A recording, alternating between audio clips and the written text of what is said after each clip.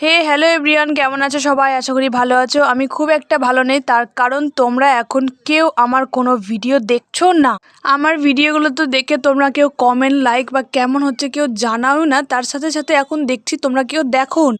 আমি কিন্তু এই কথাগুলো ভিউজ বাড়ানোর জন্য বলছি না, আমি বলছি তার কারণ আমার খুব খারাপ লাগছে যে তোমরা আমার কেউ ভিডিও এখন দেখছো না। সে যাই হোক, সে তোমাদের ব্যাপার, তোমরা ভিডিও দেখবে কি দেখবে না, কিন্তু আমি তো বলবো যে আমাদের মতো ছোট ছোট ইউটিউবারদের পাশে তোমরা থাকো, সাপোর্ট করো। আমি এখনো নিজেকে ইউটিউবার বলবো না, কারণ আমি এখনো সেই জায়গাটায় যেতে পারিনি। সো ইউটিউবার বলাটা আমার ভুল। আর আজকে আমাদের মতো একটা ছোট্ট ভাইয়ের গল্প বলবো, যে ছোট থেকে এখন থেকে মানে খুব অল্প বয়স থেকে শুরু করছে স্ট্রাগল। তো আমি রথবাড়ি মার্কেট থেকে রাখি মিষ্টি কিনে নিয়ে চলে এসেছিলাম রাখি পূর্ণিমার জন্য।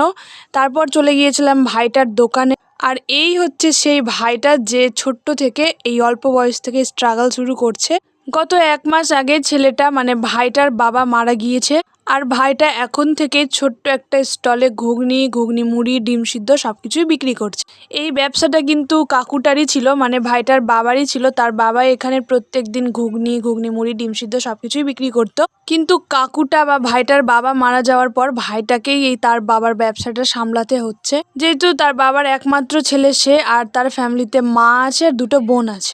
এত ছোট বয়সে পড়াশোনার পাশাপাশি তার বাবার ব্যবসাটাকে যে সামনের দিকে এগিয়ে নিয়ে যাচ্ছে, এটা দেখে আমার খুব ভালো লেগেছে।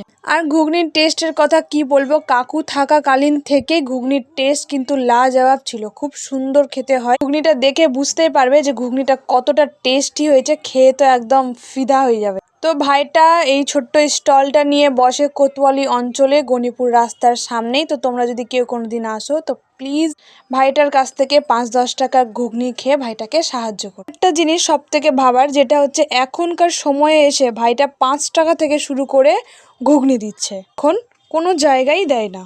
সে যাই হোক, ভাই এভাবেই পড়াশোনার পাশাপাশি নিজের বাবার ব্যবসাটাকে এগিয়ে নিয়ে যাক, এটাই কাম্য করব আর কি।